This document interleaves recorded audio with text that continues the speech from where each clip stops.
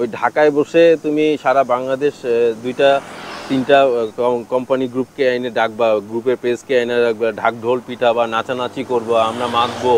আমরা বোকা না, যারা বোকা আছি তারা সচেতন হন। আসসালামু আলাইকুম সবাইকে। আমাকে সবাই চিনেন, আমার নাম শফিউল ইসলাম তাপস। আমার একটা পেজ আছে, SI তাপস বাইকার। আজকে আমি অফিসের কাজে টাঙ্গাইল আসছিলাম। টাঙ্গাইলের ঐতিহ্য মধুপুর, মধুপুরের ঐতিহ্য হইল গিয়া আনারস বাগান। বেশ আনারস আছে, অনেকেরই ভাল লাগবে। মধুপুরের ক্যালেন্ডার আনারস সবারই অনেক পছন্দ।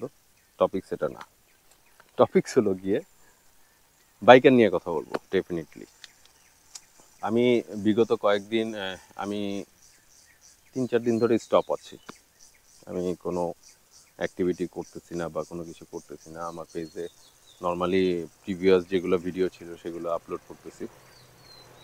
আমি আসলে মনিটরিং করলাম বেশ কয়েক দিন একটা ইস্যু হওয়ার পর। আপনারা সবাই জানেন যারা দেখছেন অ্যাকচুয়ালি।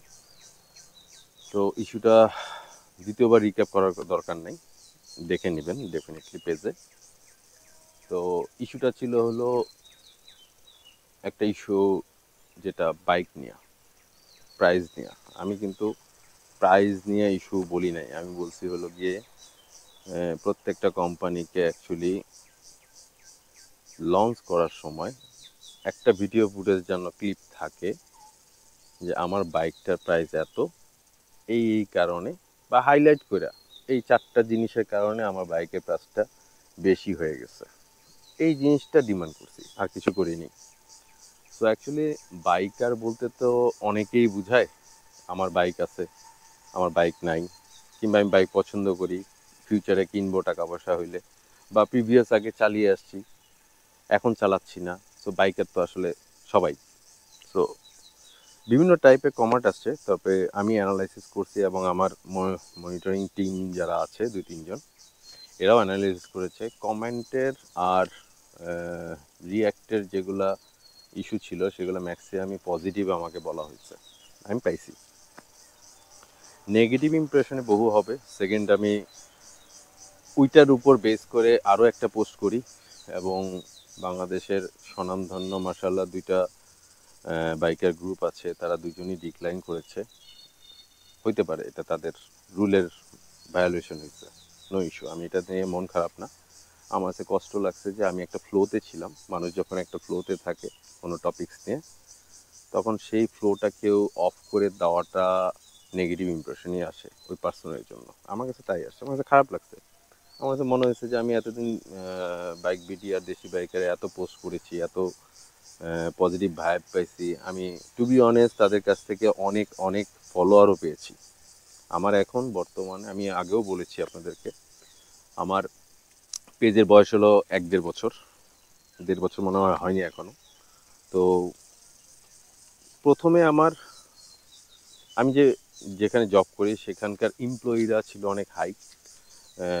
আমি যেটা বলতেছি সেটা হলো আমার আইডি নিয়ে। অ্যাকচুয়ালি আমার আইডিতে প্রচুর ফলোয়ার ছিল, প্লাস হলো আইডিতে ফ্রেন্ডও ছিল। তো আমি তাদেরকে রিকোয়েস্ট করেছিলাম, to be honest, friends, family বা এমপ্লয়ি যারা আছে, যে আমি একটা পেজ খুলেছি জাস্ট শখের বসে, যে পেজটা তোমরা চয়েস করলে আসো। আমি কিন্তু টোটালি আননোন পেজে বাইক চালাই অনেক দিন ধরে, কিন্তু পেজ আসলে কখনো চালাইনি। তো কিছু লোকের সহায়তায় আমি শিখতে পেরেছি যে পেজ কীভাবে অপারেটিং করে, কোথায় কোথায় পোস্ট করা লাগে, কোনটা করা লাগে না। এখনও লার্নিং, টু বি অনেস্ট। তো পেজের এই জিনিসগুলো আমার ফলোয়ার চলে আসলো 3-4 মাসের মধ্যে 4,500-5,000। তারপরে আমার তখন ছিল হলো কেটিএম বাইক। কেটিএম বাইকটা আমার খুব পছন্দ ছিল, ইউরোপিয়ান ভার্সন যেটা। সবাই আমাকে বলতো অনেস্টলি যে আপনার সাথে যায়। তো কেটিএম বাইকের ইস্যুটা ছিল, মানে আমি অ্যাকচুয়ালি সত্য কথা, আপনারা কেটিএম ওনার যে ক্লাবটা আছে, ওদের যেই ফ্যান পেজ আছে ওখানে যেয়ে দেখবেন আমার যে পোস্টগুলো আছে, সবাই কিন্তু বলে যে এত দাম দিয়ে আমি কেন কিনবো 125 সিসি। সো এটা নিয়ে আমি কথা বলছি যে আমার কেটিএম এর পার্টসগুলোর দাম বেশি, বোশের ব্রেকিং, তারপরে এটা আপনারা জানেন অ্যাকচুয়ালি। আমি ইন্ডিয়ানটার কথা বলতেছি না, আমি আবারও স্পেসিফিক করে বলতেছি, আমি ইউরোপিয়ানটার কথা বলতেছি। কেন 5,70,000 ছিল, কেন এরপরে দাম কমাইছে। তো এক একজনের ভিউ এক এক রকম। তবে to be honest, till now আমি আর যতগুলো বাইক চালাইছি, 11টা বাইক, কেটিএমটা আমার কাছে বেস্ট লাগছে। অন্যান্য বাইক যে বেস্ট লাগেনি তা না, ডেফিনেটলি বেস্ট লাগছে। ওকে, তো বাইক নিয়ে আসলে কথা বলাটা, আমি অ্যাকচুয়ালি কোনো কোম্পানিকে ছোট করার জন্য কোনো কিছু বলিনি। হয়তো আমার বোঝানোটাই ক্ষমতা হতে পারে। টু বি অনেস্ট, আমি কিন্তু জিনিসগুলা আগে থেকে প্রি প্ল্যান করে আসি না।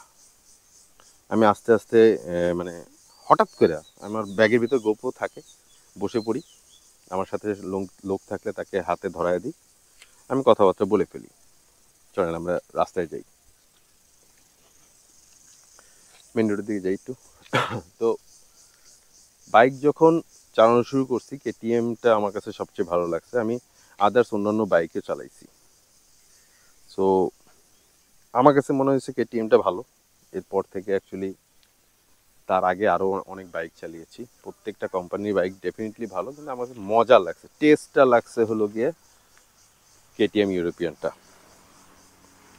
এখন বর্তমানে যেটা চালাচ্ছি সেটা অনেক ভালো লাগছে, হুন্ডা CB150X। ট্যুরিং বাইকের প্রতি আমার আগে থেকে একটা ঝোঁক ছিল, এর জন্য আমি লিফান কেপিটিও চালিয়েছি, সেটাও ডেফিনেটলি অনেক ভালো। রাসেল ভাই ছিল, ইস্তিয়াক ভাই ছিল, এরা আমাকে বলছে যে আপনি এটা দেখে শুনে বিচার করে নেন, আপনার কাছে ভালো লাগলে আপনি চালাতে পারেন। আমি কেপিটি চালাইছি, 16,000 কিলো চালাইছি, আমার কাছে ভালো লাগছে। তো কেপিটির পরেই না আমার ঝোঁক উঠে গেছে যে ট্যুরিং বাইকটা কি আছে।